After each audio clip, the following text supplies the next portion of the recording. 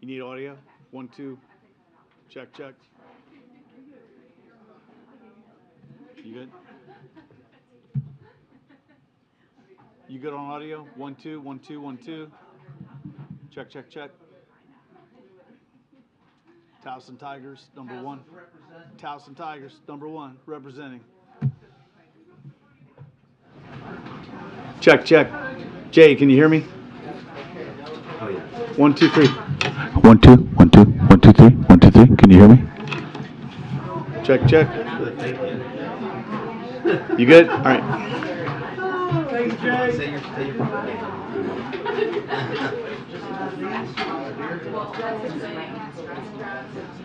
It's exciting, but it's fun. Oh my gosh. What's that? Maybe just wait one. We're closing. But you don't really know. Wow. Then I go to Oh, yeah, you're going. I'm very on race. We're going to go to Friday. Hey, Bart.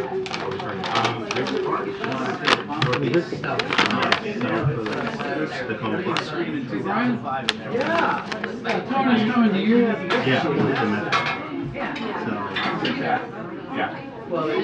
Commuting every day. 1, 2, 3, 4, 5. 1, 2, 3, 4, 5.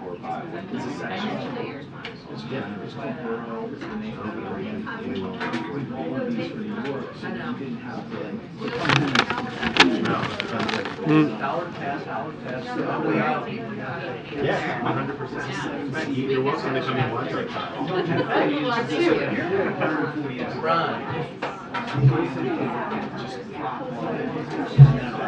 Yeah, I never lived outside. It's up stop being here. I've never lived outside of sort of Columbia. But then there's like a chair. Do you need a different SLRT? I have no idea where it is. That's free church. So we're in the briefing room. Yeah,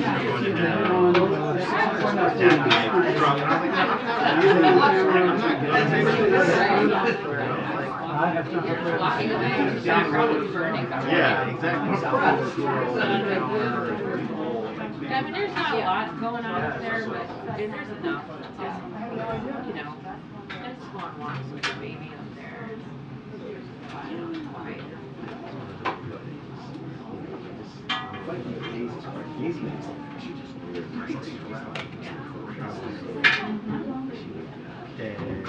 Yeah.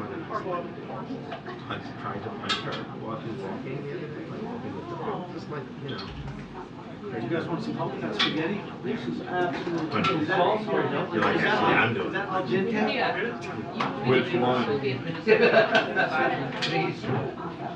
Oh, yeah, that's a good one.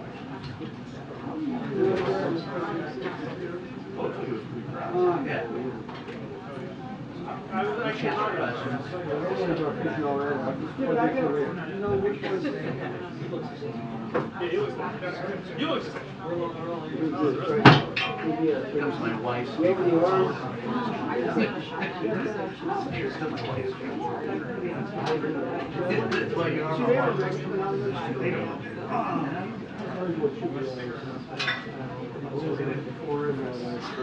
Possible divorce.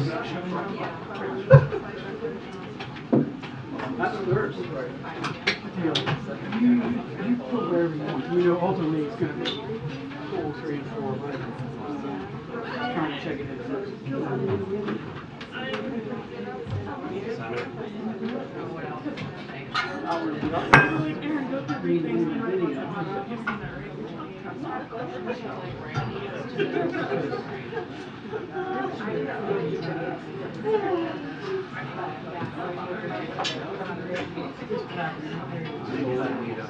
So while I have it here, yes, it should be totally fine. You should have this.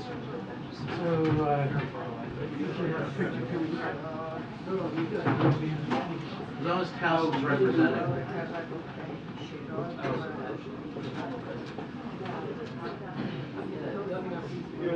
Who's, that was the rare.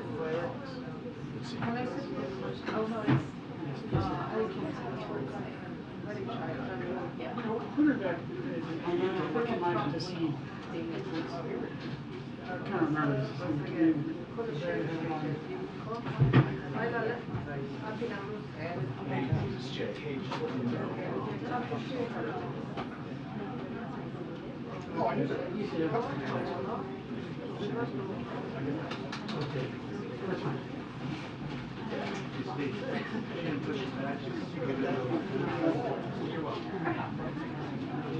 Well, which means 15, but yes.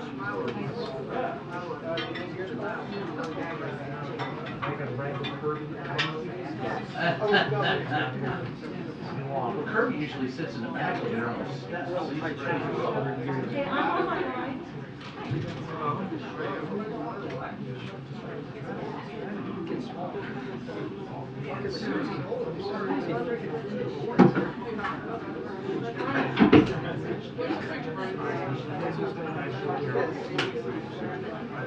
You burned the coffee, that's what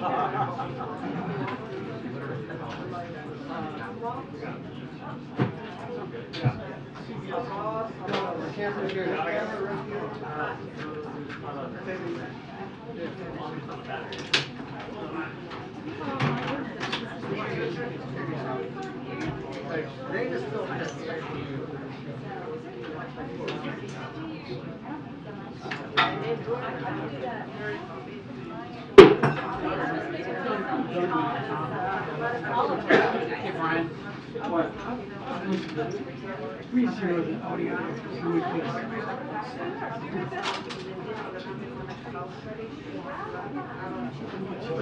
Alright, fine.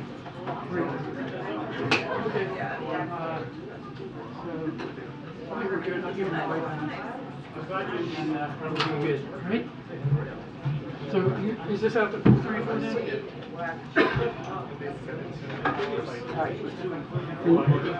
Hey, my ID, this guy. I'm hearing.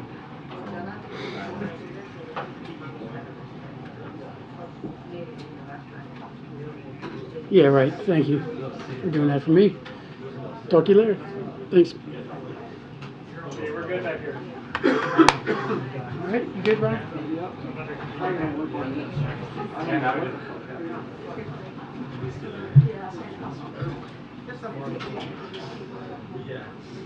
Yep, yep.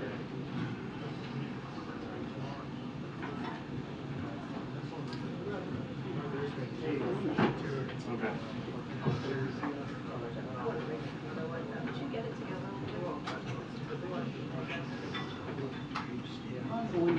Okay. It's embarrassing.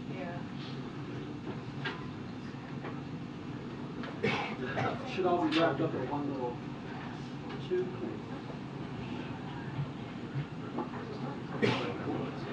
Heads up. Tally ho.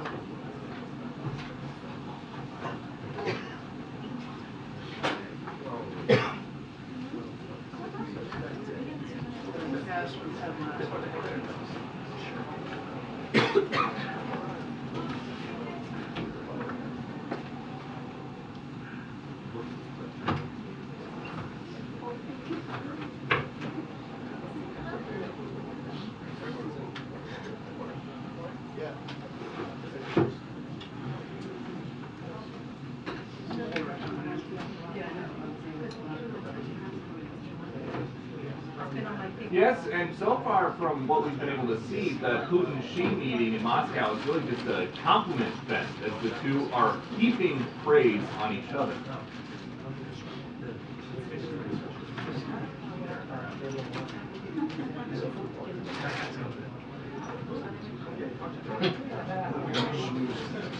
The two are also signaling they're going to talk about Xi's peace proposal, as Western leaders who back Ukraine worry that China could also provide lethal support to the Russians to be used in Ukraine against Ukraine.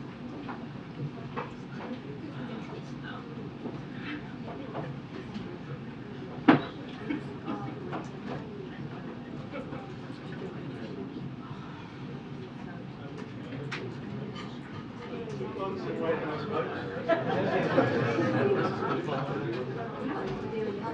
Putin's calling Xi a dear friend, and Xi is calling Putin a dear friend. She's also telling Putin that he is convinced if Putin runs for president again in 2024, he will win, but some experts say they are skeptical that today's meeting is anything more than a high-profile way for China to help Russia save face.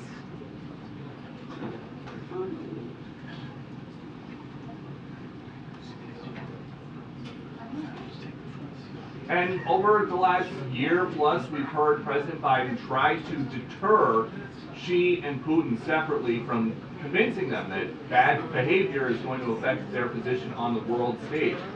It seems like they are ignoring those warnings, though, and teaming up. We hope to hear more about that any minute. Sandra?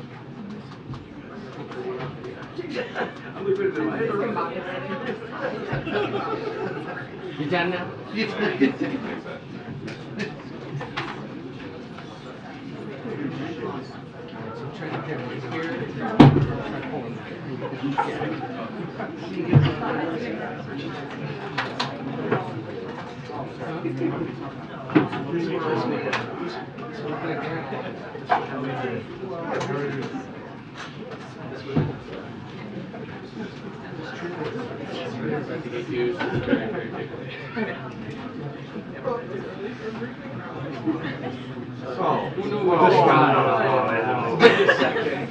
ISP is coming in. They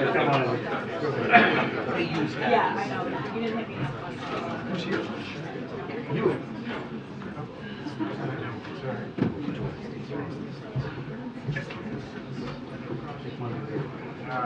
No, because I'm here. That's right. No, because it's California.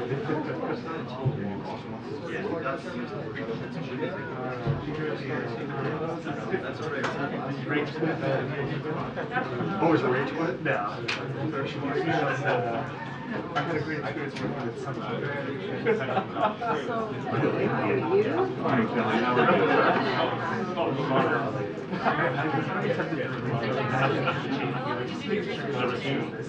It's very good. Started the new season. It's very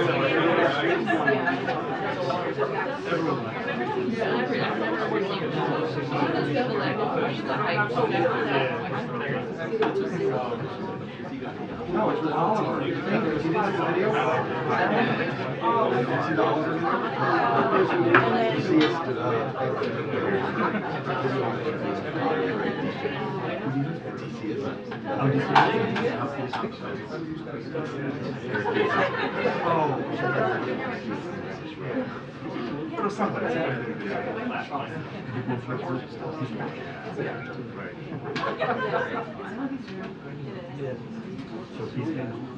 Yeah.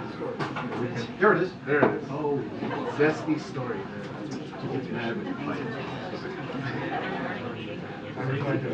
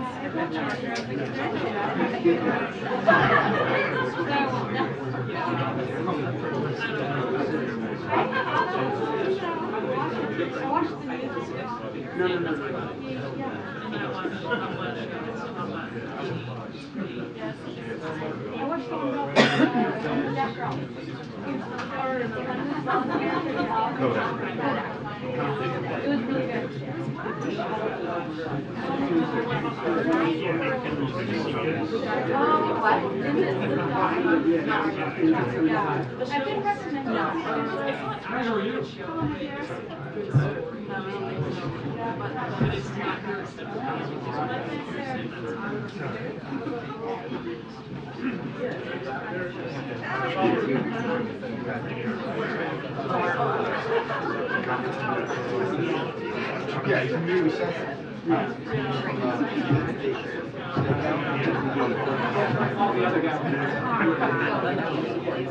I didn't get a picture of the Why not? Over there. lighthouse logo in the background?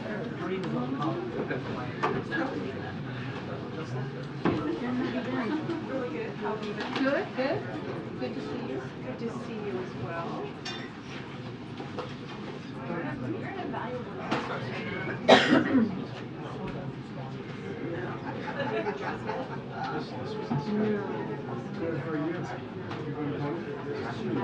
Gonna do that this weekend. Now, yeah, I've been thinking about it.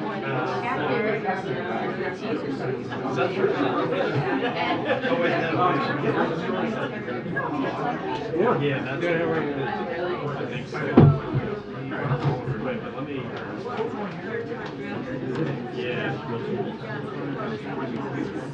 Yeah, see, it's like a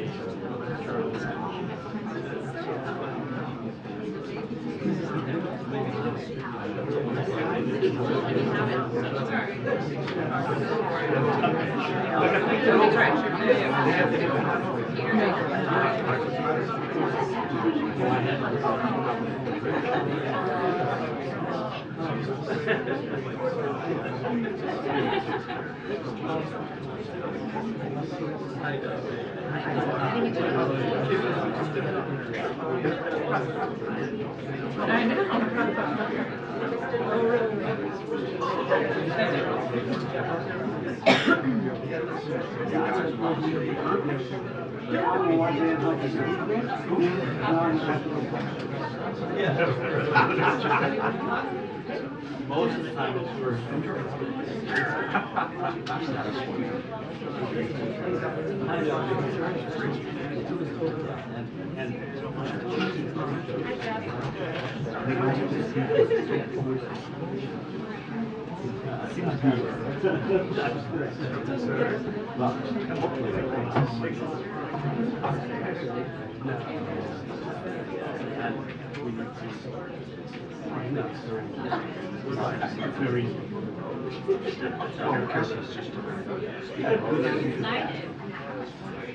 I know. But as you pointed out, I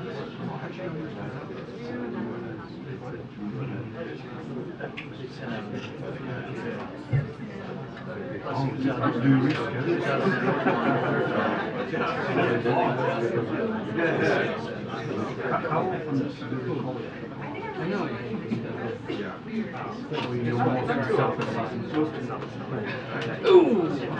Mostly,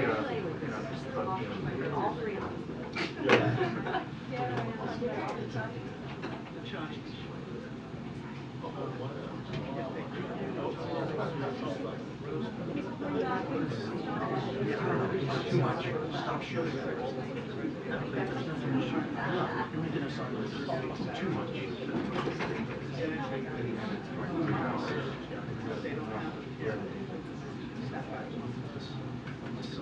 and after you check your pictures and people.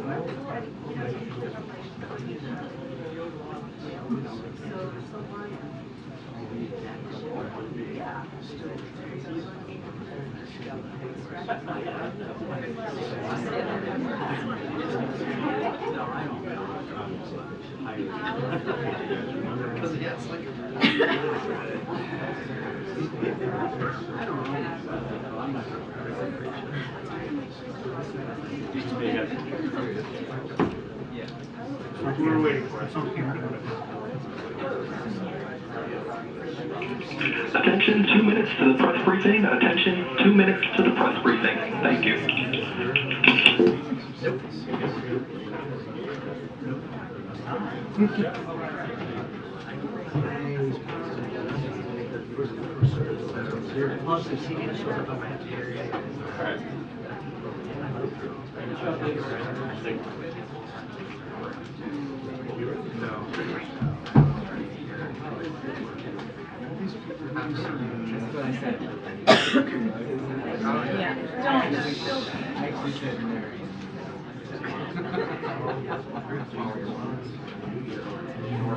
George maybe later. There, he's consistent. Yeah, that's why they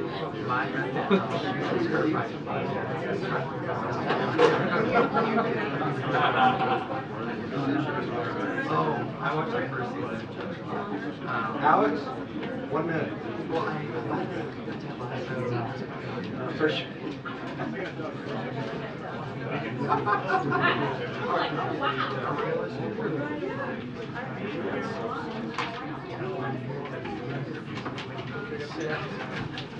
Sorry. There she is. We get SAG rates for this.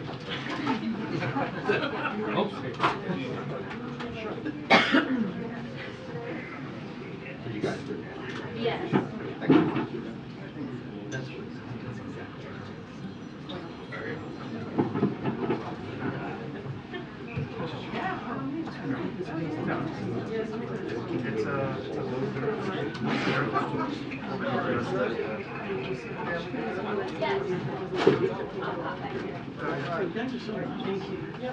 Is it not like that in LA? Only today. Is that right? Yeah. No, I don't believe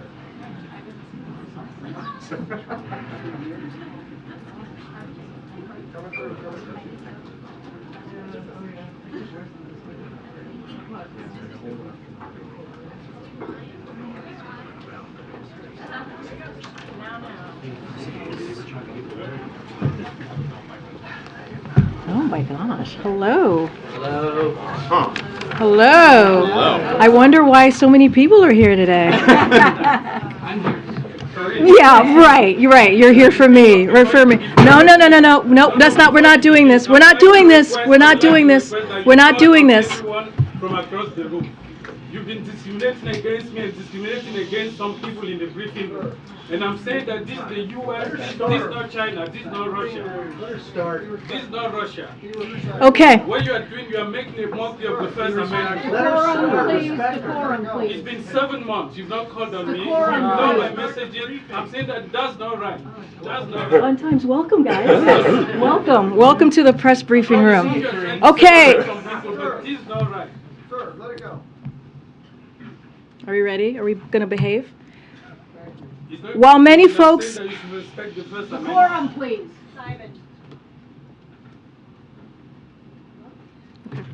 Sorry to our guests, we apologize. Yes, I apologize. That's fine. I apologize. Okay, while many folks here in U.S. are focused on March Madness or the World Baseball Classic, go Team USA tomorrow night, by the way, we at the White House today are going to focus on another sport, which is soccer. Or football, as some of my guests might say, specifically AFC Richmond. And I can neither confirm nor deny the existence of the Believe banners that we're seeing around, that you all may be seeing around the White House complex today. It is an honor, it is truly an honor to have Coach Lasso here with us today. On a serious note, though, because this is actually very serious for the reasons that they all hear, Jason and his castmates, and there's a real message around mental health. And they are meeting with the President and the First Lady, as you all know, this afternoon on this important topic. And as you know, the President has made mental health the centerpiece of his unity agenda. And I know that Jason wants to share a few words. And so, Coach Lasso, the podium is yours. I appreciate it. Here you go. Thank you. Thank you. I truly did not know it was going to be this one when on the way here. Not until we were out here. So thank you for taking an interest. And I know you're here for bigger reasons than us. But I just want to say that on behalf of myself, everyone here with me today, and the numerous other folks that it takes to make our show, Ted Lasso, it is sincerely an honor to visit the White House and to have the opportunity to speak to the President and to the First Lady about the importance of mental health. So no matter who you are, no matter where you live, no matter who you voted for, we all probably, I assume, we all know someone who has, or have been that someone ourselves actually, that's struggled, that's felt isolated, that's felt anxious, that has felt alone, right? And it's actually one of the many things that believe it or not, that we all have in common as human beings, right? And so that means that it's something that we can all, and should talk about with one another when we're feeling that way, or when we recognize that in someone feeling that way. So please, we encourage everyone, and this is a big theme of the show, is like to check in with your neighbor, your coworker, your friends, your family, and ask how they're doing, and listen. Sincerely, you know, I mean, you all ask questions for a living, but you also listen for a living. So, you know, who am I preaching to? The choir, that is. Okay. And look, and while it's easier said than done, we also have to know that we shouldn't be afraid to ask for help ourselves, and that does take a lot, especially when it's something that has such a negative stigma to it, such as mental health, and it doesn't need to be that way. And if you can ask for that help from a professional, fantastic. If it needs to be a loved one, equally as good in a lot of ways, because sometimes you just need to let that pressure valve release. The president is working on, and his own team, although his team is real, our team is make-believe. I don't know that, despite what the people at FIFA and EA will tell you. We are actually a make-believe team, but you know, they're working very hard to make sure that you know, that option is available to as many Americans as possible. Now, look, I know in this town, a lot of folks don't always agree, right? And don't always feel heard, seen, listened to, yes? But I truly believe that we should all do our best to help take care of each other. That's my own personal belief. I think that's something that everybody up here on stage believes in. That's things we talk about in the writer's room, and we talk about in the editing room, and everything in between. And just like, you know, we just want to emulate, you know, these make-believe folks that we all play at AFC Richmond and the way they take care of one another. That is the wish fulfillment of the show, aside from me playing coach and these guys being professional footballers. You know, that's like, you know, that's a big part of the show. Now, I can't help but take this opportunity to take at least one question. So please, yeah. Wait, hold on here. Decorum, right? That was the word we were using, decorum? Yes, sir, familiar face. Hi. Trent Critton. Fake journalist. Yes, sir. Yes, Trent, nice to see you. How do you feel about Kansas City being one of the named hosting cities for the 2026 World Cup? Ooh, here I was hoping for a softball. Okay, you know what? I'm very excited. Truth be told, yeah, Kansas City is going to be one of these teams. I mean, I love this town. What I am genuinely worried about is once we get all these folks from all over the world to come to Kansas City and see our city, eat our food, meet our people, you're going to have, you know, a lot of folks that won't want to move away. That's what I'm worried about. That's it for us, all right? Thank you very much. All right, see you guys. Thank you sincerely so much for having us and putting up with us. Now on to greener pastures. Thank you so much. Thank you. All right, Thank see you you guys. Thank you so Absolutely. much. Yeah, Thank you. Thank you, guys. Thank you. Thank you. Excuse me? You don't have a little Joe Biden impression? Nah, they got the real one here now. You know? Yeah. No, I need fake teeth and, you know, and injected with a lot more chutzpah to pull that off. So, Oh boy. yeah. Okay. All right. Thank you so much. Thanks, guys. Thank you so much. Thank you. Thank you. Okay. I just got to say something before we start. I know some folks are probably going to leave the room.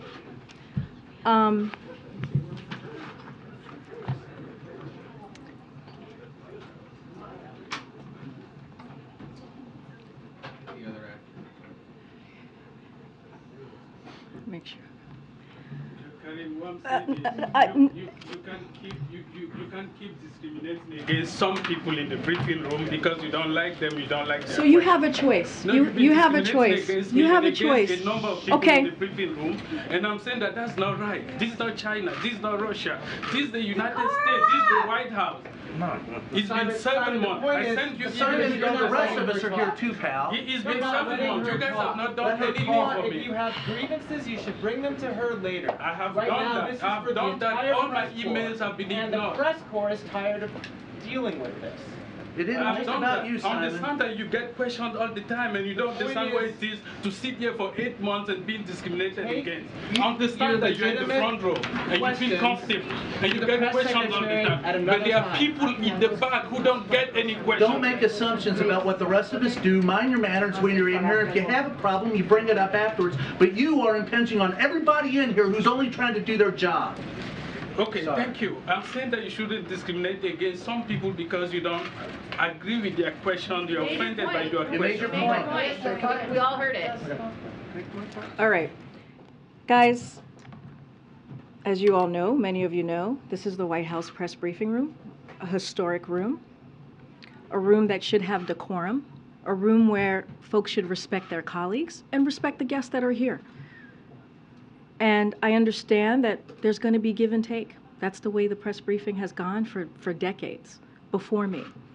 And I will always, always respect that. But what I will not appreciate is disrespecting your colleagues and disrespecting guests who are here to talk, who were here to talk about an incredibly important issue, which is mental health.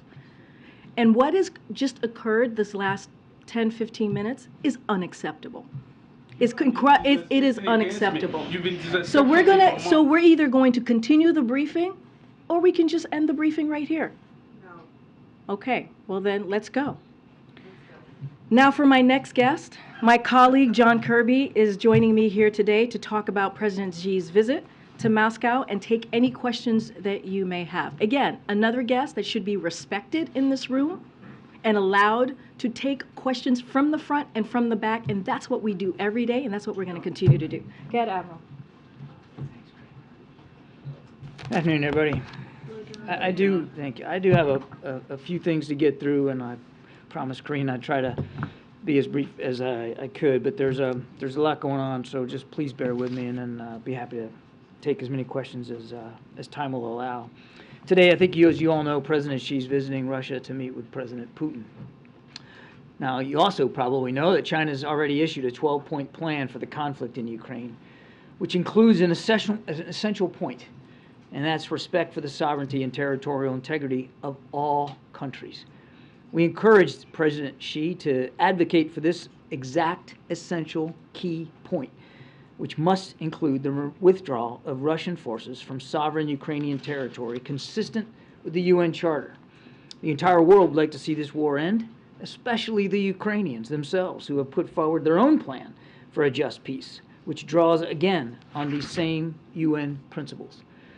And let's remember, this war could actually end right now if Russia would withdraw its troops from the country.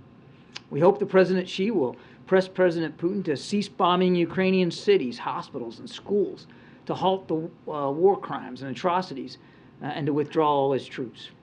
But we are concerned that, instead, China will reiterate calls for a ceasefire that leaves Russian forces inside Ukraine's sovereign territory. Now, any ceasefire that does not address the removal of Russian forces from Ukraine would effectively ratify Russia's illegal conquests, enabling Russia to entrench its positions and then to restart the war at a more advantageous time for them. This would, the world should not be fooled by any tactical move by Russia, aided by China or any other country, to freeze the war on its terms without any viable pathway to restore Ukraine's sovereignty and territorial integrity. Any such attempt would violate the UN Charter and defy the will of the 141 countries that demanded just weeks ago at the UN General Assembly that Russia immediately, completely, and unconditionally withdraw from Ukraine. Efforts to end this conflict must take Ukraine's position into account. And so we encourage President Xi to play a constructive role by speaking with President Zelensky, which he has not done since Russia launched this invasion. Because China, quite frankly, we believe, should hear directly from the Ukrainians and not just from the Russians. And we encourage President Xi to press President Putin directly on the need to respect Ukraine's sovereignty and territorial integrity. The world and China's neighbors will certainly be watching closely. Now, I also have a few updates for you on Israel. First, we welcome the understandings reached in Sharm el-Sheikh yesterday between senior political and security officials of Israel and the Palestinian Authority. This was the second meeting in this particular format following the gathering that was in Aqaba 3 weeks ago, and it included participation by senior officials from the United States, from Egypt, and from Jordan. The parties held candid and constructive conversations on steps to improve security and stability for Palestinians and Israelis, and on efforts to strengthen the economic stability of the Palestinian people. Meetings at this level have not taken place in nearly 10 years, and they help to build a critical foundation to de-escalate tensions and reduce violence, and that's what we want to see happen. We look forward to continuing these discussions as we enter the holy month of Ramadan, of Passover, and Easter. Now, President Biden has also spoken, I think as you know, yesterday with Prime Minister Netanyahu. In that call, he welcomed the meeting in Sharm el-Sheikh and reinforced the need for all sides to take urgent, collaborative steps to enhance security coordination, condemn all acts of terrorism, and maintain the viability of a two-state solution. He also reiterated his unwavering commitment to Israel's security and our ongoing cooperation to counter all the threats posed by Iran, and there are many. The president also stressed that democratic values have always been and must remain a hallmark of U.S.-Israeli bilateral relations. Democratic societies are strengthened by genuine checks and balances, and fundamental changes should be pursued with the broadest possible base of popular support.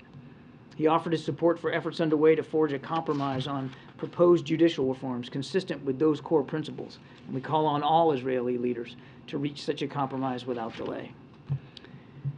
On a separate topic, earlier today, I think you saw, the President issued a statement welcoming the recovery and soon return of Jeff Woodkey, a U.S. citizen who had been held hostage in Africa for more than 6 years. He is safe, and he is in the hands of U.S. government officials. As the President said in that statement not too long ago, we extend our deepest appreciation to the Nigerian government for their help in securing his release. For more than 6 years, there has been a multi-pronged effort dedicated to locating and recovering Jeff, which was spearheaded by our military, our law enforcement, and our intelligence community working together with French support. Jeff, like other hostages and wrongful detainees, will be offered the best medical care possible, of course, to include post-isolation support. After a full medical screening, he will be united with his loved ones in the near future. I think you can understand why we'd ask you to please allow Jeff and his family a little bit of privacy here as he adjusts to new surroundings and to life moving forward and to coming back into American society. The Biden-Harris administration remains unwavering in our commitment to bringing Americans wrongfully detained or held hostage abroad home to their loved ones, and this is yet another example of the President's commitment in that regard. Lastly, I know it's not lost on any of you that today is the 20th anniversary of Operation Iraqi Freedom. Whatever one thinks about the war and what started it, I can tell you two things. One, we're looking ahead. We've got a good collaboration, a good partnership with Iraq and Iraqi security forces, who we continue to partner with in an enable, advise, and assist role, because there's still a viable threat of ISIS there in Iraq and in Syria. And number two, the President and the First Lady remain absolutely committed, as they always have been, to the men and women of our military, as well as across the interagency, who served, fought, died, and suffered in Iraq. Some 4,399 troops did not make it home from the war. More than 30,000 came home forever changed by wounds and injuries. And it's not just them, it's their families that continue to suffer, that continue to sacrifice. There's 4,399 chairs at 4,399 dinner tables that are empty. And it's important for us always to remember that and never forget the bravery, the courage, the sacrifice that went into fighting that war. Again, regardless of how you feel about it, President Biden and the First Lady are going to stay committed to those families going forward. I'm going to start in the back. Go ahead, please, sir. Yes. Oh, okay, thank you. Just on Russia, first of all, Moscow has indicated that they'll put a pause on the grain deal by May 18th if the U.S. doesn't comply with some of their demands, which include putting some banks back in the SWIFT system and resuming exports of agricultural equipment. What's your reaction to that, and what's the plan B if they do halt? So first, we obviously welcome the extension. It's for, I think, 60 days, not the 120 that I think that everybody was hoping for, but 60-day extension. That's a good thing. In fact, over the weekend, I think 2 ships left with hundreds of thousands of metric tons of corn. And a lot of that corn, a lot of that grain is heading for low and middle income countries that have been suffering, no question been suffering since the beginning of this war with food insecurity. So it's a good thing. And we're grateful for the work of Turkey, for the UN to move forward with that. I don't have any, and I won't get into speculating about repercussions one way or another. We're focused on now that this is extended, making sure we get those ships loaded and get them out and get them to places where they need to be. That's what the focus is. Can you just remind us of your position on, doubtless there are going to be conversations between President Xi and Putin about assistance to Russia in Ukraine. What is the U.S.'s position on that, and what if China does decide to aid Russia? All right. So on the communications, hang on. I just want to write this down so I don't forget it. You've heard the president say this himself. He wants to have another conversation with President Xi, and he'll do that. And we'll do that at the most appropriate time. I don't have a call on the schedule to speak to, but it's important that we keep those lines of communication open, particularly now. when tensions are so high. That's why we still want to get Secretary Blinken back to Beijing. That visit was postponed. It wasn't canceled.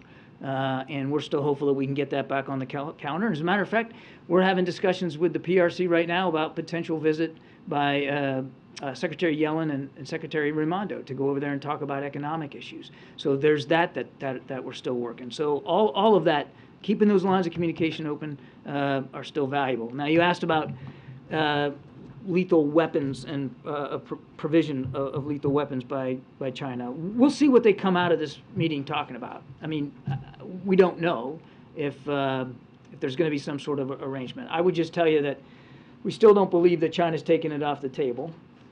We still don't believe and haven't seen any indication that they're moving in that direction, or they've made a decision to provide, or that they're actually going to do that. We continue to believe it's not in China's best interest to do that, to help Mr. Putin slaughter innocent Ukrainians. It's hard to believe that they would think that that's in their best interest. It would also run counter to what we've heard President Xi talk about in terms of what his ultimate goal here is. I think he put an op-ed out today talking about sovereignty, territorial integrity, finding a peaceful way to end this war. That providing lethal weapons would seem to be inconsistent with that goal. When is the right time for a ceasefire? Alex, Thank you, Corinne. Admiral, are you encouraged by progress or seeming progress in Israel on the judicial reforms? It seems that Prime Minister Netanyahu and his critics agree on some key things but not others. How do you assess the situation? Well, we're glad that they're talking. The president was encouraged by the efforts by President Herzog to come up with some alternatives. We're certainly going to let Israeli leaders speak to the details of that. This is for them to work out.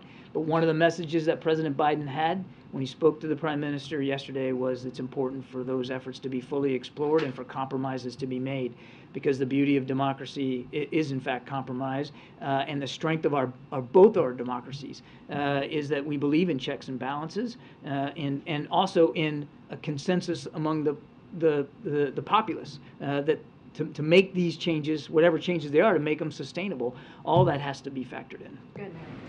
Thanks. Just a couple follow-ups here. You said that you haven't seen any confirmation that China has made a decision yet when it comes to providing aid. Why do you think China hasn't made this decision yet? Do you think they're waiting for this meeting today, or? Difficult to know. It's hard, I couldn't possibly get inside President Xi's decision-making to see, what he's thinking. China has, as you know, not condemned the war, but they haven't provided lethal weapons. They haven't participated in sanctions the way we obviously would have preferred them to do. They have made their own sovereign decisions, and largely, at least tacitly, many of those decisions have come down on the side of Russia here, including buying into the Russian propaganda that this war is some sort of existential threat to Russia, and it's the West or the U.S. and NATO pushing Russia, which of course is nonsense. I can't speak for President Xi and why he hasn't moved in this direction. I would just reiterate here from the podium what we've reiterated to Chinese officials privately, that we don't think it's in their best interest. It's not going to bring an end to this war any faster. And as I said earlier, it certainly appears inconsistent with what President Xi has said publicly about what he wants to see happen. And on the phone call between President Biden and President Xi, what is the holdup here? You all seem interested in talking. Are the Chinese not interested? No holdup at all. We want to make sure when we have this conversation, it's at the appropriate time and in the right context. President Xi's been kind of busy of late. I mean, he had the People's Congress, which just ended. Now he's in Moscow. So look, when it's the right time, and for both leaders, we'll get them on the phone.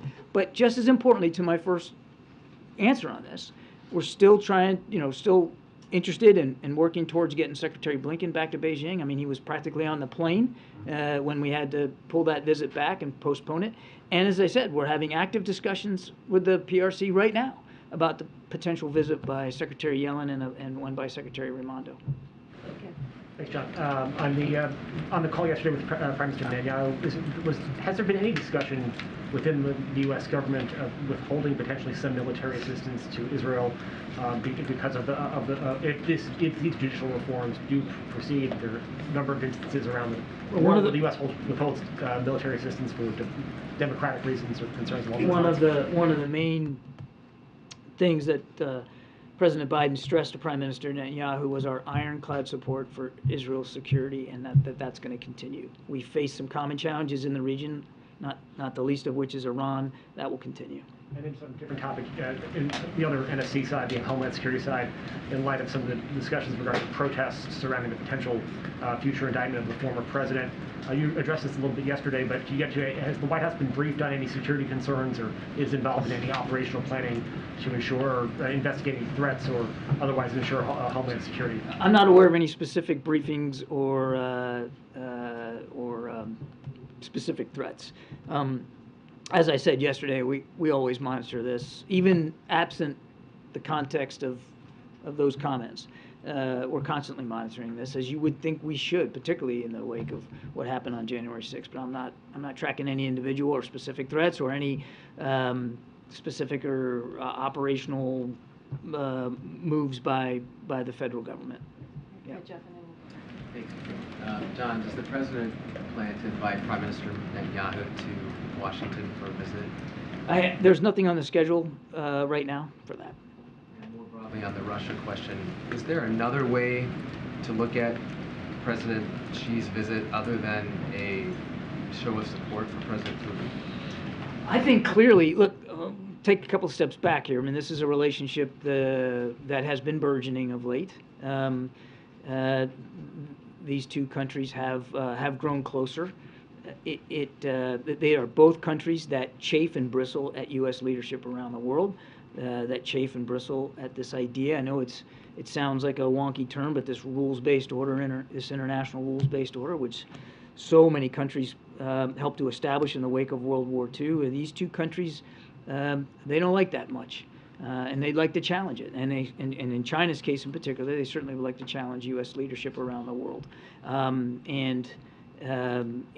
In President Putin, President Xi sees a potential ally in that effort. For President Putin, he sees in President Xi a lifeline of sorts for a war that he's conducting that has clearly not gone anywhere near the direction he wanted it to go, and a military that is clearly failing on the battlefield.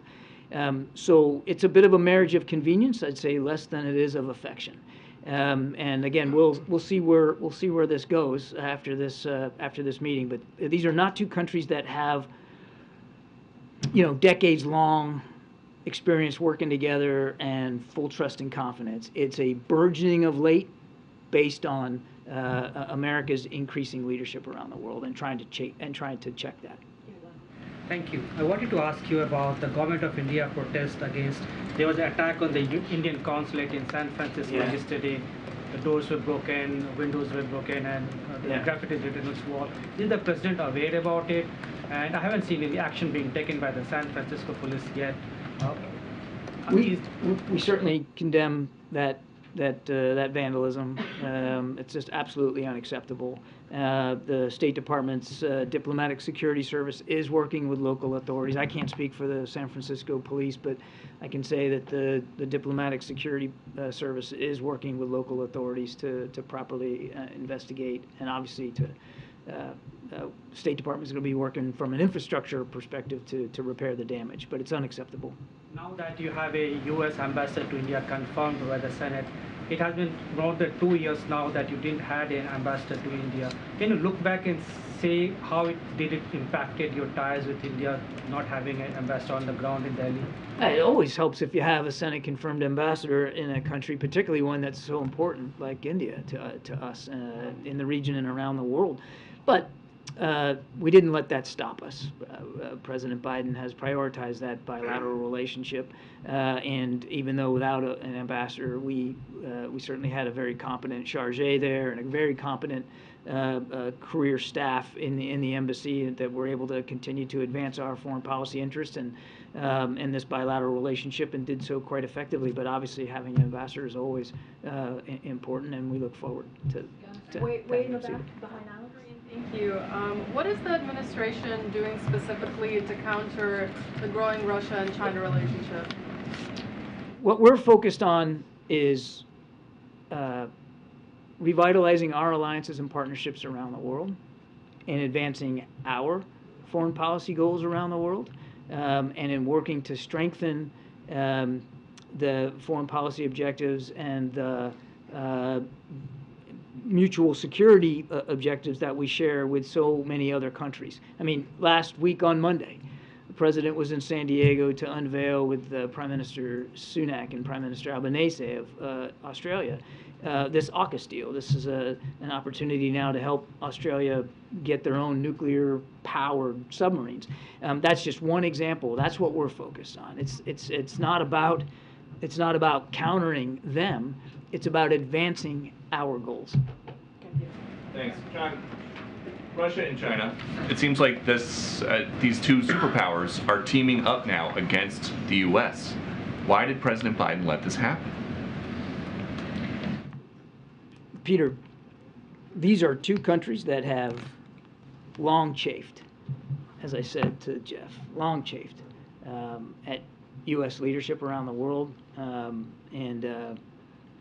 the network of alliances and partnerships that we have. This is not something that these two countries just cooked up since President Biden got elected. But it is something that they have been since he's been president. He has talked tough. He tried to pressure Putin and Xi to act right or risk their standing on the world stage. Does he see now that they don't care?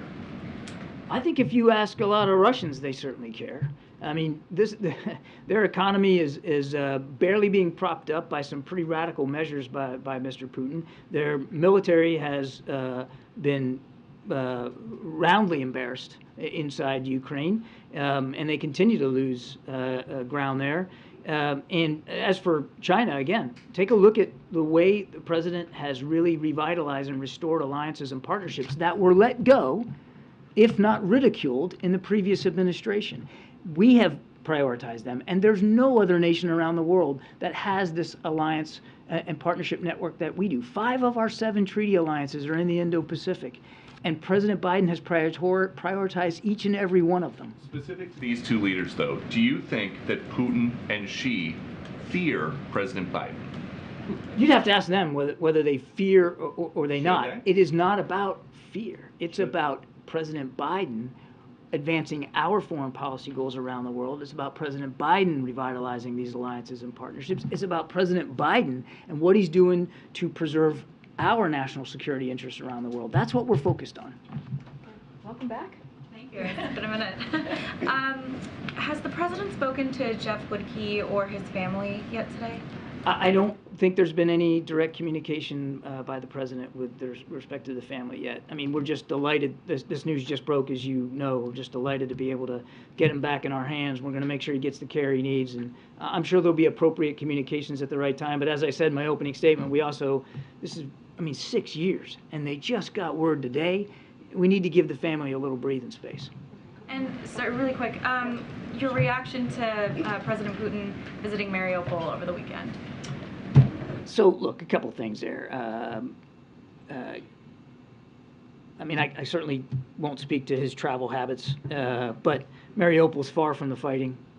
It's far from the front lines. I hope he did get to see.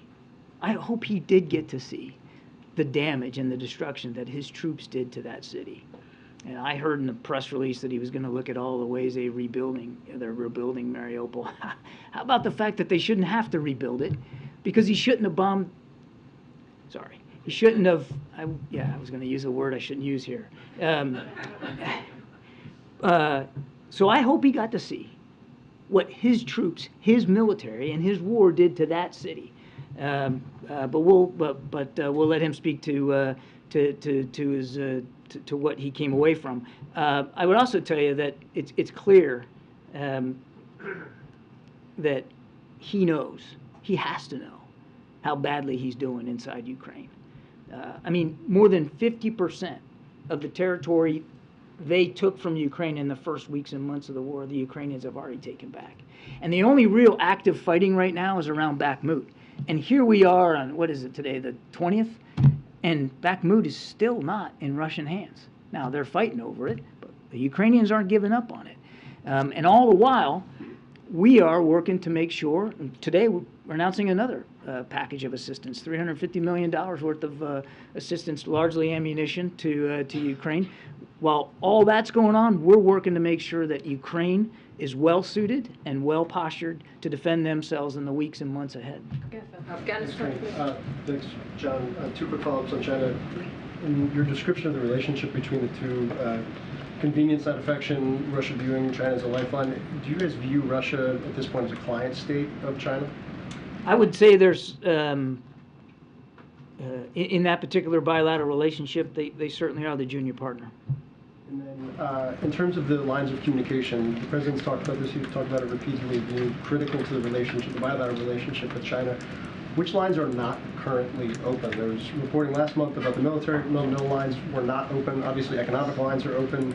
Seems like the Secretary Well, we're hoping to get the economic lines open. The military-to-military lines are not open, and that's a problem. That was, as you know, one of the things we were hoping Secretary Blinken would get thawed for us, because they are frozen. And of course, that trip didn't happen yet, so those lines are still not open. But look, through diplomatic channels, we still have the ability to speak with the Chinese, and we are. As I said, we're working with them on a potential trip by Secretaries Yellen and Raimondo. And as I said earlier, the president will absolutely speak with President Xi at the appropriate time. That's still open. Hey, John, can you, thanks, Green. Can you talk more about the effort to release Jeff Woodke? Was the White House directly involved in negotiations? Were there any concessions? What exactly changed in the last little bit? We were, our team here at the NSC was involved in this. Of course, Mr. Karsten's special envoy for hostage affairs over the State Department was keenly involved. You saw that the president personally thanked the FBI hostage fusion cell for their work, as well as just the work across the interagency. As I said in my opening statement, the intelligence community, other diplomats as well. It was a team effort to get him out. There were no concessions made. There were no swaps here.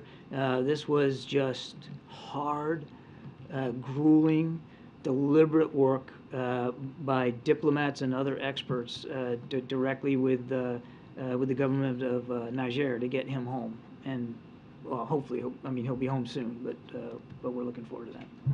Staying on the continent, Kamala Harris goes to Africa She does. Later this week. She does. The First Lady has, Secretary of State has. I wonder what, at the end of Biden plans later this year. I wonder at the end of the day, sort of what message you hope to send to those nations, to the continent, and is it a direct foil, a direct, to China, to China's role in the region?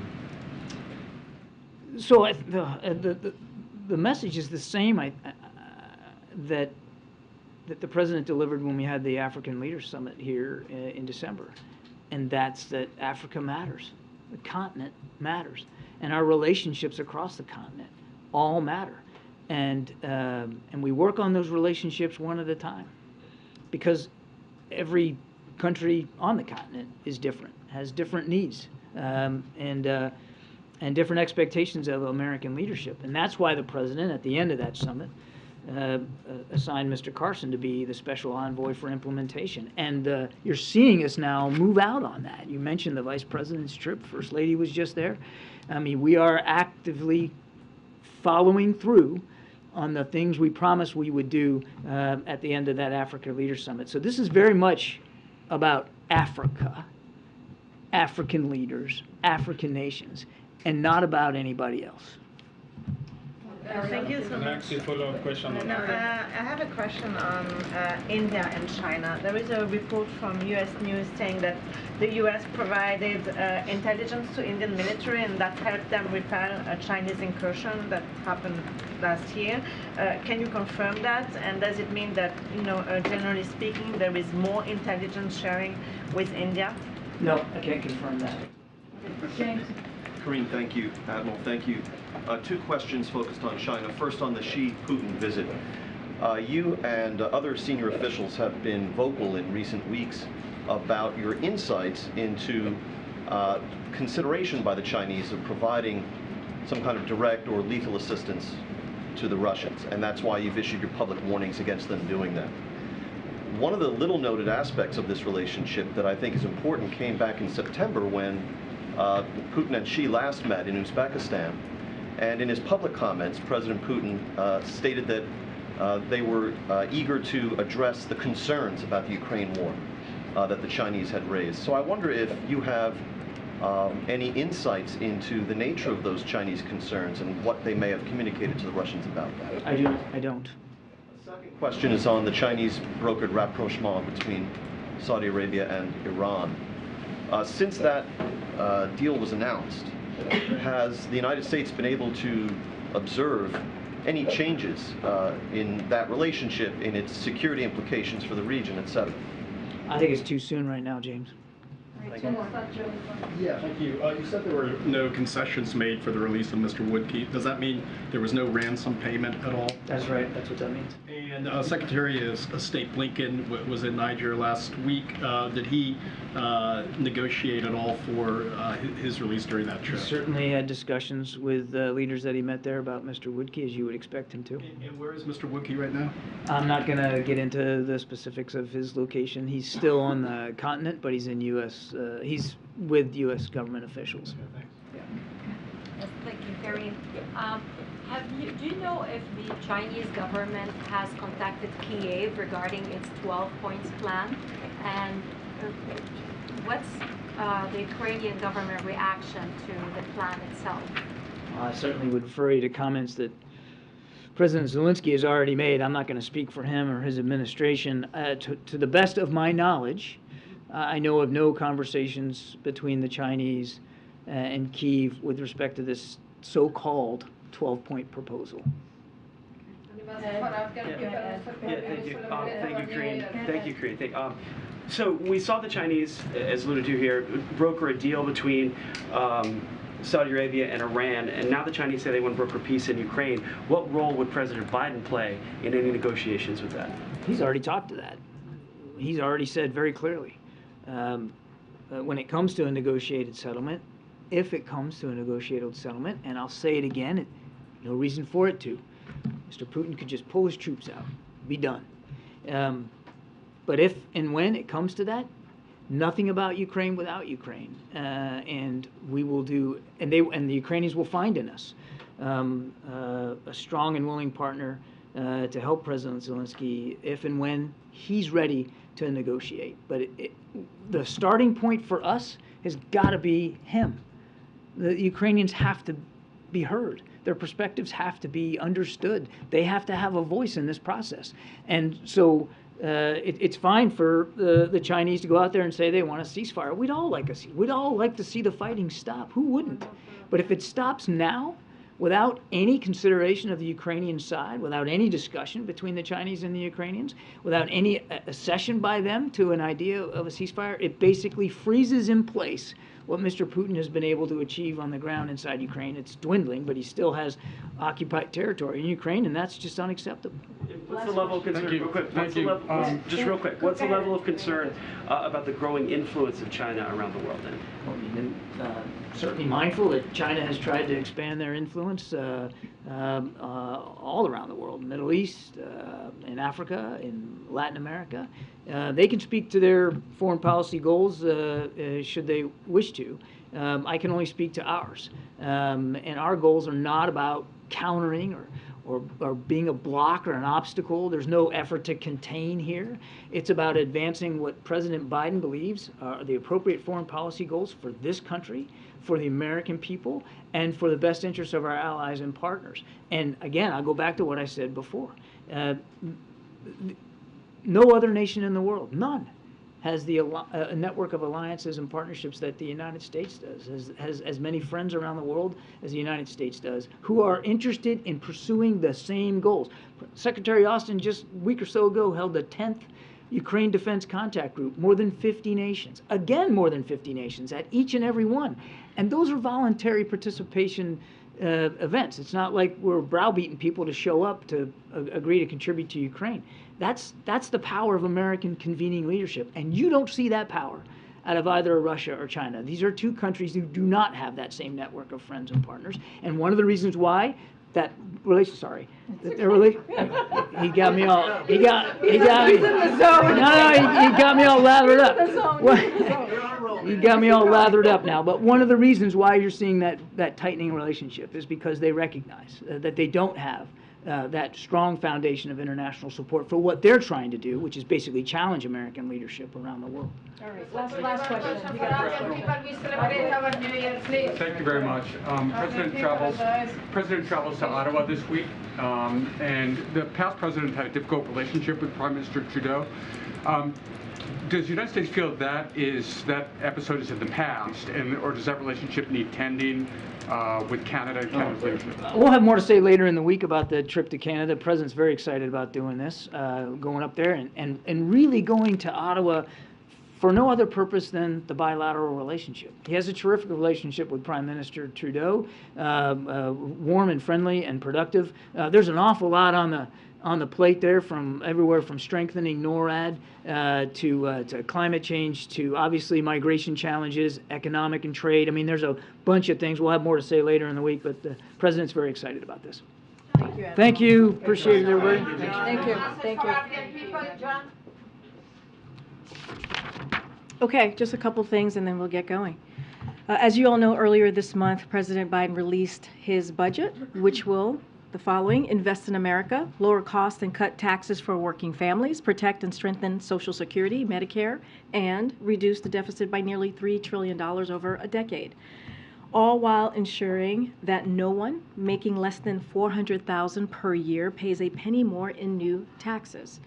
The day after the president released his budget, the House Freedom Caucus released their MAGA budget proposal, which is a 5-alarm fire for hardworking families. Each day this week, we will zero in on how the MAGA budget proposal would be a disaster by endangering public safety, raising costs for families, shipping manufacturing jobs overseas, and undermining American workers, hurting seniors, and weakening national security and our ability to outcompete China. Today, we're showcasing how the MAGA budget proposal would endanger public safety. And here is how it will do that. Make our borders less secure by eliminating funding for more than the 2,000 CBC agents and officers.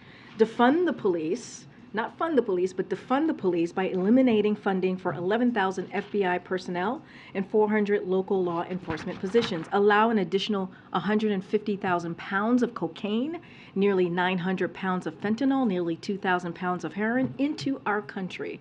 Slash rail safety inspections, leading to 11,000 fewer rail safety inspections days next year alone. Jeopardize our air safety by shutting down air traffic control tower services at 1/3 of all U.S. airports. And that's just the start of it. That's just the beginning. So we look forward to sharing more every day this week. One last thing, and then we'll get started. We send our best wishes to everyone celebrating Nowruz across the United States and around the world, from the Middle East to Central and South Asia and to Europe. The Nowruz holiday brings loved ones together around the Hafseen table to reflect on the year that has passed and renew hope for the year ahead. This year comes at a difficult time for many families, when the hope is needed more than ever, including for the women of Iran who are fighting for their human rights and fundamental freedoms. The United States will continue to stand with the women of Iran and all the citizens of Iran who are inspiring the world with their conviction and their courage. And together with our partners, we will continue to hold Iranian officials accountable for their attacks against their own people. With that, you want to kick us off, Steve? Thanks, Corinne. It's first a quick moment of personal privilege here. I just want to express our apologies to the press corps, to the folks watching at home for the display we saw earlier. Our responsibility is to them. We're here to ask questions on their behalf, to hold their government accountable, because they can't all be here. This isn't about us. So with that, for you, there's some calls over the weekend, last couple of days, from small, mid-sized banks calling on the federal government to ensure deposits above $250,000. Is that something that the president would be supportive of? So don't have any newest announcement at this time for you, and appreciate that, I should say. I appreciate that. I think the American people appreciate that, because that is an important message to send to all of them who are watching. But as you know right now, Zeke, our goal is to ensure the financial system is stable. That is their focus of That is the focus of Treasury and the bank regulators. And as you saw, due to our actions this week at the direction of the president, Americans should be confident of their deposits. We'll be there when they need them. And so, again, that's what our focus is going to be. We don't have any new announcements at this time, but clearly we want to make sure that our financial system is stable. Briefly on a different topic, Congress has sent the president the COVID origins bill. Does he intend to sign that? I spoke to this last week. We're certainly reviewing it. Just don't have anything to share on the president signing the bill at this time or next actions. Thanks, Corinne. And I'll join Zeke in what he said earlier. What does the White House make of former President Trump calling on supporters to protest his potential indictment? So, as you know, it's an ongoing investigation. We do not comment on any ongoing investigations from here. We've been very consistent on that. So certainly I'm not going to break that, break our protocol here. So I won't comment from here. I'm not asking about the potential indictment itself. I'm asking about the former president calling on supporters to protest the possibility that he might be indicted. Understood. Wanted to say that at the top. So look, the president has been very clear when it comes to Americans who want to protest. They should do it peacefully, and that is something that is incredibly important that the president has always continued to say, but I don't want to get into hypotheticals from here, and so I'll just leave it there. There's one other thing related to this that isn't hypothetical, because now House Republicans are requesting to speak with the Manhattan District Attorney Alvin Bragg about his ongoing investigation into former President Trump. Is that the view of the White House, a proper use of federal taxpayer dollars to investigate or try to find out what a local prosecutor is doing? Again, I'm just not going to speak, because that is an underlying connection to the investigation. Just not going to comment from here. Look, the president is going to continue to focus on what the American people need, their priorities. We're going to continue to focus on lowering costs. We're going to continue to focus on the president fighting for Medicare, Social Security, ACA. That is what the president's going to do. Look, if Republicans, and the president has said this over and over again, if Republicans want to work with us in a bipartisan way to deliver for the American people, to continue to build on the successes that we have seen in the last 2 years when it comes to the economic policy, building an economy from the bottom up, middle out, he's willing to have that conversation. We saw what the president proposed on Friday regarding changes to how the FDIC oversees banks and executives at banks specifically. Has he been in touch directly with any business leaders, or who was it here at the White House that may have had conversations with Warren Buffett, for example? So I've seen the reports on Warren Buffett that you all have been reporting on. Don't have anything to read out or to lay out on any conversation, and so I'll just leave it there. And the president himself, otherwise? Just don't have anything to read out on conversations that the president may have had with anybody from the business sector or outside of the White House. What I can say is, and we've said this many times before, he has been kept regularly updated by his economic team, by the chief of staff, and that continues. Thank you. To put a follow-up on Ed's question about the former president's message to his supporters, given what we've seen in the past when the former president has urged his supporters to take our nation back, are you concerned and worried as an administration about the threat of violence? So look, we are always prepared. I can say that from here. I'm just not going to get into hypotheticals or any potential scenarios, but we are always prepared. And on the issue of banking, there's some reporting that Warren Buffett has been in touch with the administration, playing a role in sort of helping to advise as you address the banking crisis. Can you confirm that? Can you comment on any conversations with Warren Buffett? Yeah, I think Ed just asked that question. Mary. No, I just don't have anything for you at this time. I can confirm that I have not had a conversation with Warren Buffett, but no, I just don't have anything to read out at this time. No problem. Just following up on the broad question about banking, can you give us a sense of next steps in this? You've expressed confidence that the banking system is strong, but there's still some jitters out there. Understood. Look, the president has already called for Congress to make it easier for regulators to do the following: claw back compensation, impose civil penalties, and ban executives from working in the banking industry. He will also going to call on Congress and bank regulators to strengthen the rules for larger banks so this doesn't happen again. As you know, and I've said this many times before, in 2018 we saw that the previous administration rolled back some of the tough requirements put in place under the Obama-Biden administration, and so which was put in place to strengthen the financial system. So the administration is going to actively look into what regulations or laws should be strengthened to prevent this from happening again. But look, the actions that we saw this weekend, the actions that we have seen over the past 10 days or so, should give the American people confidence that depositors will have their money, will be there when they need it. And so again, we have done everything that we can to make sure that we hold the managers of these banks accountable, and that this does not affect, and we don't put on the hook, the taxpayers or the American people. Is the president worried, or is the White House worried about the politics of this in terms of banks getting bailouts and average Americans, so to say, not? So look, the president made a commitment to make sure, and you heard also Secretary Yellen speak to this last week, and making sure that they're not put on the hook for this, right? Making sure that that the investors, as I just mentioned, the managers are held accountable. And so the president has made decisive, forceful actions to strengthen, again, the public confidence in our banking system. No taxpayers' money is being used or put at risk with these actions that have been taken over the last 10 days or so, and our banking system remains sound. That is something that you heard from Secretary Yellen directly herself just last week, and this is all done because of the president's direction that he asked the regulators to take a look at, that he asked the Treasury Department to take a look at and make sure that we make these decisive actions. Again, we just saw some decisive action this weekend, and so we want to make sure, and we're doing this to make sure that the American people are confident in the work that this administration is trying to do to make sure that that we meet the demands, the resources for depositors are met.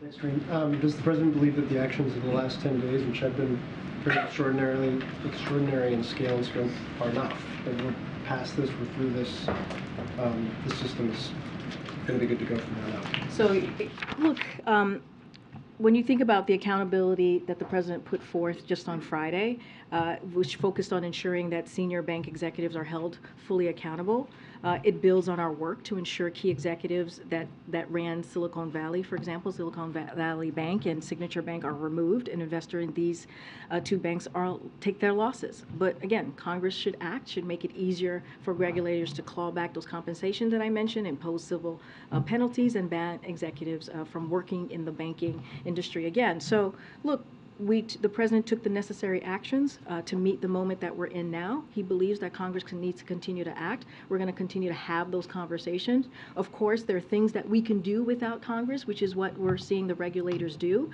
But this is a partnership. This is also, we have to do this in hand with Congress. So of course, more should be done and can be done. And just one quick follow-up. Do you guys view this, you've said the issue of confidence several times in terms of how people are perceiving things right now. Do you view this primarily as a confidence issue, not a system issue or some bigger problem in terms of... So we want to make sure, I think it's important, the president believes, as president of the United States, as we're seeing what occurred these last, again, 10 days or so, I've lost count, but that Americans should have confidence, right? They should have confidence in the banking system. They should have confidence in the actions that the regulators have taken, that, again, at the direction of the president. And as you asked me, should there be more work to be done? Absolutely. We should not let Congress off the hook. They should take actions in making sure that moving forward, that our banking system continues, that we're doing taking the actions to make our banking system secure. So again, more actions need to be taken for sure. The president has taken actions to deal with the moment that we're in. I've said this before. What we're seeing with these banks are distinct to those banks, but we're in a different place than we were in 2008 because of the regulations that we saw in the Obama-Biden White House, and so that matters as well. Okay. To follow up on that, Karine, you said that there are things that the White House or the administration can do without Congress. Do you have a timeline on this, on when we'll see that? Days or weeks? It's a good question, JJ. Look, we're already seeing some of that underway as regulators have taken action over the last few years to reverse the last administration's deregulation, and that is because of, again, the actions under this president. And so we've seen that, but again, we cannot take Congress off the hook. And the regulators are going to continue to do what the president asked of them, again, these past 2 years. But again, Congress has to act. We need to make sure that they do their part in this as the president is taking actions to give the American people confidence. Go ahead. Does the president view Jerome Powell's stewardship of these events as at all a risk to his position as chairman of the Federal Reserve? No, not at all. The president has confidence in Jerome Powell. Shares of First Republic Bank have declined in recent days. Is the administration considering any further steps to support that bank, and do those options include potentially the FDIC taking over the bank? So look, that's something for the FDIC to speak to. I'm not going to comment on any hypotheticals from here. Senator Warren was on a number of Sunday shows yesterday. She has said the Federal Reserve should stop hiking interest rates in an effort to control the high inflation given the circumstances that we're in. What's the president's level of concern that another rate increase this week could further weaken the banking industry and potentially threaten some of these smaller and mid-sized banks? So look, I understand the question as it relates to the Federal Reserve. We've been very clear. They are independent. They will make, the president believes that. The president has been very clear on that, and they are going to make their decision, their monetary policy decision as it relates to interest rate, as it relates to dealing with inflation, which are clearly both connected, but we're not gonna comment on that from here. How's switching gears to climate a little bit, how is the White House dealing with the new Intergovernmental Panel on Climate Change report that came out today? Are there plans to change anything that the administration's doing, or just carry on the programs and plans you have right now? So they have not spoken to our team about the report, so we need to go back and get their assessment on the report that you just mentioned that came out. So just don't have anything to share at this time, but happy to come back to you on that. And in terms of preparations for any protests or rallies, what do those preparations look like?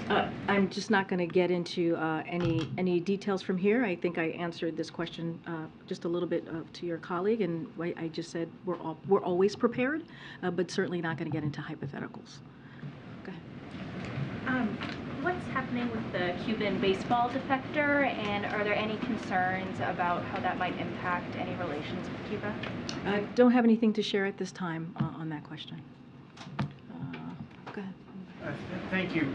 Karine, while we've been in here, there's been a couple of stories that have started to come out about the economic report of the president. I think there's an AP story and a New York Times story. Do you have anything more to share on when that report's coming out and any of the top lines from it? I don't have anything to share at this time. When we're ready, we certainly will share that with all of you. Okay. Go ahead, Courtney. Thanks, Karine. I wanted to ask you, state leaders are campaigning for abortion access amendments to be put on the ballot in 2023 and 2024. One example that's gaining some steam is in Ohio. Is the administration doing anything to support this effort or tracking those ballot initiatives, given that you... Can you go back to what you said before you said Ohio? What is... Ballot initiatives, there's leaders that are trying to put ballot initiatives for 2023 and 24 for abortion access. Abortion access to abortion Kind of like what we saw in Kansas, gaining traction to do that in other states. Well, look, the president has been very clear about especially the day that Roe was no longer the law of the land, that we needed to do everything that was possible to make sure that we protect women's rights to health care, and he's been very clear about that. I don't have any specifics to say on those particular potential pieces of legislation, but clearly we welcome legislation that's going to support that, that's going to support women being able to make their own decisions on their health care. And it is shameful. It is shameful that we're seeing extreme elected officials out there talking about national ban on abortion, and we're going to continue to call that out.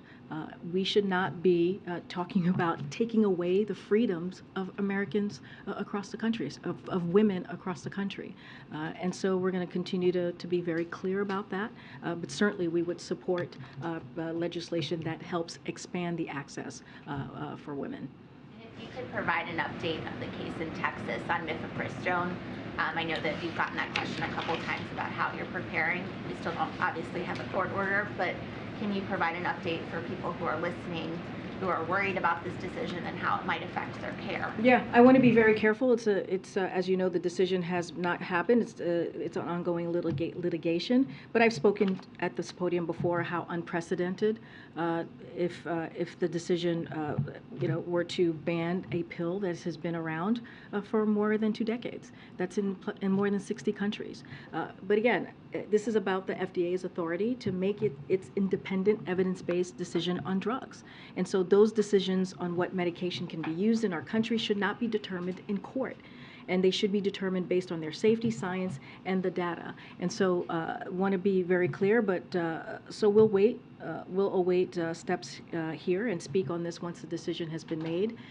But again, the president is going to continue to be very vocal when it comes to protecting women and their rights to choose for themselves, for their own body, on how they want to proceed and move forward with health care. Okay, go ahead, Ariel. So much. Tomorrow, the president will take part in this White House Conservation and Action Summit at the Department of Interior, where he will, and I quote the guidance, highlight the administration's actions and historic investments for the environment and nature. But just a few days ago, he greenlighted the Willow project in Alaska. So it looks like he's sending conflicting signals here. So can you maybe elaborate on what his approach is on the environment and what he's telling, especially young activists who protested the Willow project? Yeah, I would disagree with that. As we have said before, the step that the Department of Interior had taken was because of certain legal constraints. So we have to remember that these were legal. This was part of a legal kind of decision, as I explained last week. And tomorrow's event is about building on the president's historic climate and conservation record, which the president is very proud of. If you think about what the president has done, protected more lands and waters in his first year than any president since JFK. He just last week, he declared the entire U.S. Arctic Ocean off limits to new oil and gas leasing. And the Interior Department also announced it's preparing new regulations to protect 13 million acres in Alaska. And so, the president is going to continue to fight for our climate, to protect our climate and take those actions.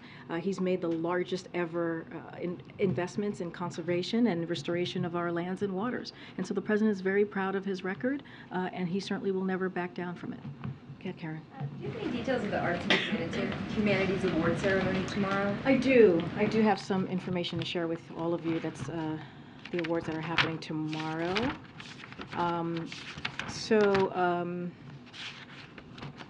Give me 1 second here.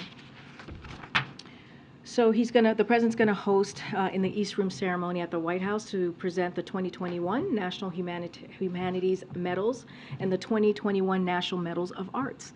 First Lady Jill Biden will attend the ceremony as well. We will have more on the recipients of the awards later today, but don't have anything to preview, but certainly we'll have more to share. And this will be, I believe, the first one in this administration in the past 2 years. Okay, I'm trying, I've not called. One more. Go ahead, Brian. Kareem. I wanted to ask about President Trump is going to give a rally in Waco, Texas. This is the 30th anniversary of the standoff between Branch Davidians in the FBI and the ATF in Waco. Is the Biden administration concerned about anti-government activity in Waco around the rally?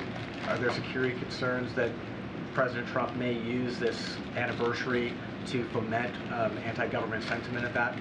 So, I can't speak to what the former president's going to do or say. I'm not tracking any security concerns, so don't have anything more to share beyond that. All right, everybody. I'll see you tomorrow. Thank you. Thank you, Corinne. Thank you.